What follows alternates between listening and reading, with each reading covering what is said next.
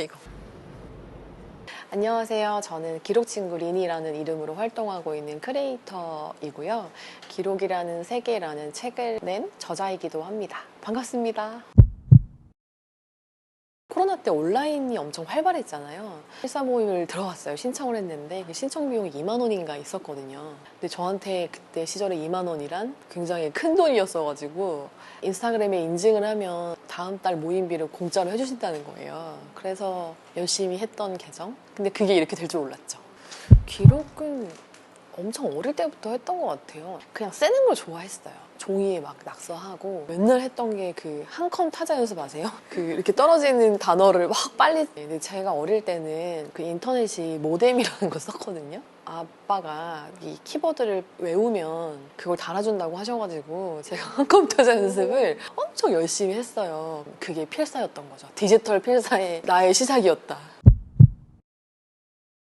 처음 시작하실 때는 큰 노트보다는 작은 노트를 사시길 추천드려요. 너무 두껍지 않은 그 노트가 약간 이렇게 뚱뚱하게 차오른 걸 보면은 좀 뿌듯해요. 기록은 좀 이렇게 한 권을 채워보면 하고 싶거든요. 내가 열심히 산 것 같고 성취감이 생기거든요.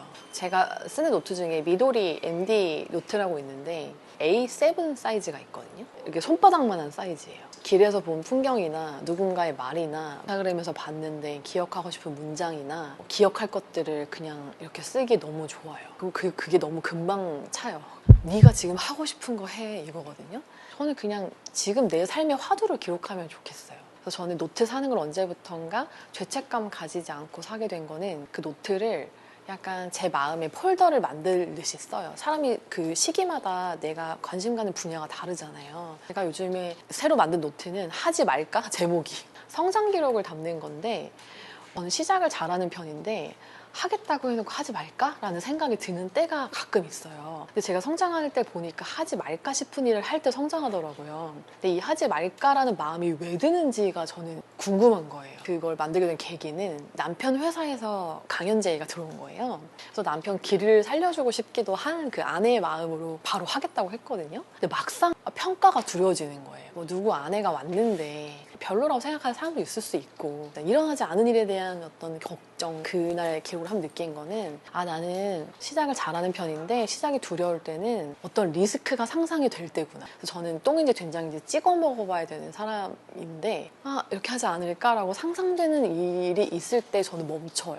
그래서 이런 게 별일이 아니라고 생각하는 친구한테 물어봐야지. 아까 인숙님 같은 친구한테 물어보는 거예요. 나 이런 생각이 드는데 어때? 그래서 그게 무슨 상관이야? 이렇게 말해줘. 그치? 그럼 나 할게. 이렇게 해서 바로 한다고 또 했거든요. 저는 기록을 삶의 의미 부여를 하는 일이라고 생각하거든요.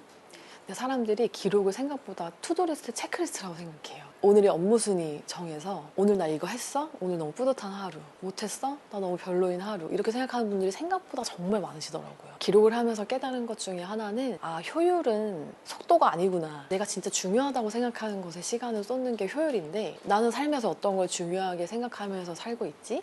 난 오늘 하루를 어떤 의미를 가지고 살았지? 체크도 물론 중요하죠. 중요한데 그걸 왜 하냐는 거예요. 제가 기록을 하면서 깨달은 것은 그게 데이터로 남은 것 같아요. 근거로. 내가 힘들고 이불킥하고 이런 시간 분명히 있는데 어떻게든 이 시간은 지나간다라는 걸 체험한 거죠. 예를 들어 이별을 했어. 이별할 때 힘들잖아요. 근데 그거를 기록하지 않아 놓으면 이별할 때 힘들었는데 지금 괜찮아 이건데 그걸 기록해 놓으면 마주하는 시간을 내가 계속 한 번 더 인지를 하고 남아있잖아요. 결과물이 매번 체득하게 되는 시간들이 있어요. 그래서 저한테 스스로 하는 얘기는 어떤 일이 와도 너 이렇게 다시 일어날 거라는 거 알지? 시간 이렇게 지나갈 거라는 거 알지? 저한테 계속 얘기하는 작업인 것 같아요. 이제는 그걸 아니까 너무 힘들지가 않은 거예요. 왜냐면 지나갈 거 알고 꼭 절망만 할 시간인가? 그 안에서 내가 배우는 건 뭐가 있지? 다음에 이런 힘듦을 겪지 않으려면 어떻게 해야 되지? 기록을 하고 싶은 마음이 드는 이유는 사람들이 자기 삶에서 더 나아지고 싶어서더라고요. 일기를 쓰면 막 뭐 우울하다 힘들다 썼다가도 마지막에는 내일은 괜찮아지겠지, 앞으로 잘 될 거야, 걱정하지 마. 결국엔 희망의 말로 마지막 그 엔딩이 차오르거든요. 내가 이걸 씀으로 하여금 나를 토닥이고 나의 시간을 돌아보고 내 생각을 정리하고 이런 과정을 누적되는 행위라고 저는 생각을 하거든요. 평생 데리고 사는 사람 나잖아요. 그러니까 나도 나와 관계가 좋아야 되거든요. 남편과 사이가 안 좋았을 때를 돌이켜보면 남편이 잘못했을 때가 아니고요. 제가 저와의 관계가 별로였을 때예요. 그러니까 내가 마음에 안 들고 나를 토닥여주지 않으니까 누가 조금만 살짝 터치를 해도 폭발하는 거예요.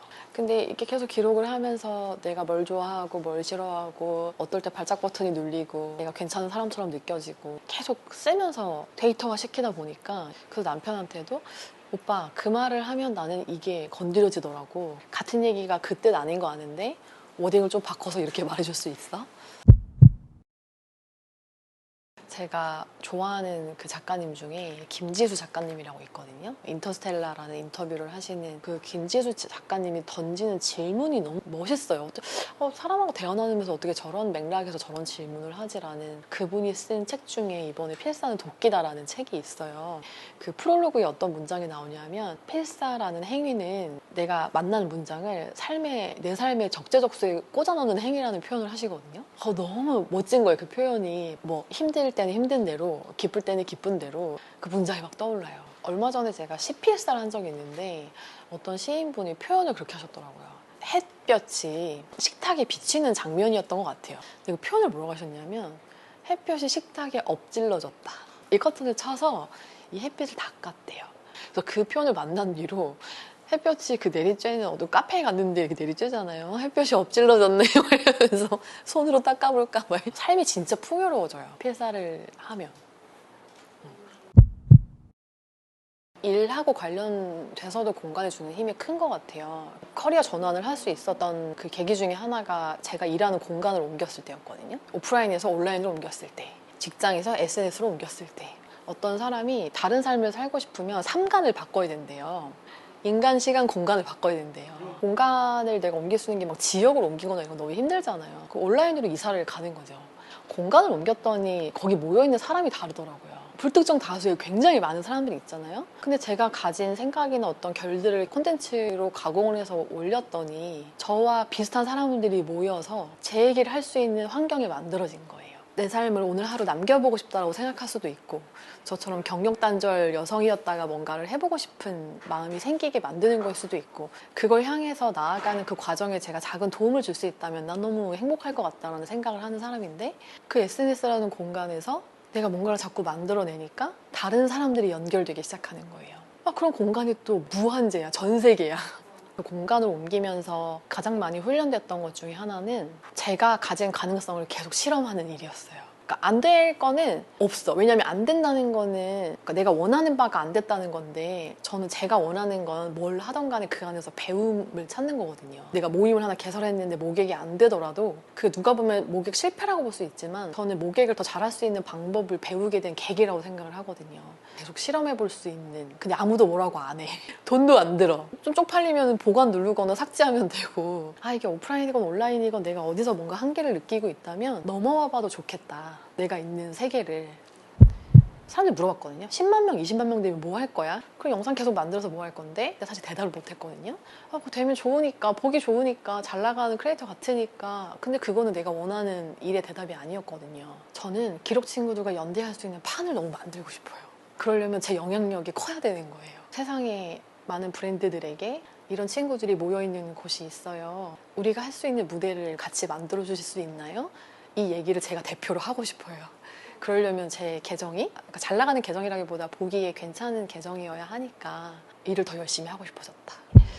제가 가장 행복한 그런 어떤 순간은 고민하고 고생하고 걱정하는 순간도 있고, 그 가능성을 고민하면서 실험하면서 실천하면서 결과적으로 이 일을 완성해내는 과정, 이 과정에서 오는 저는 그 감정이 워커스 하이인 것 같아요.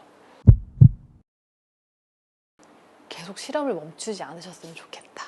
제가 좋아하는 책 중에 What Do You Want라는 책이 있는데요. 실험이란 한두 명이라도 아는 거래요. 그러니까 내가 뭘 한다는 걸 한두 명이라도 알아야 돼. 그래서 그들로부터 어떤 평가를 얻고 그 다음에 가설을 또 세우고 나아가야 된다고 말씀하시더라고요. 그걸 하기 너무 좋은 생태계가 온라인이에요, 사실은. 책으로 치면 독자가 있는 글쓰기를 해보면 좋겠고, SNS로 치면 당장은 내가 아직 매력적으로 나의 것을 어떤 목소리를 내야 될지 몰라서 팔로워 수가 없을 수도 있고 좋아요 수가 막 10개도 안 될 수도 있고, 그 어떤 사람도 처음부터 이렇게 시작한 사람 아무도 없다는 거 너무 잘 아시잖아요.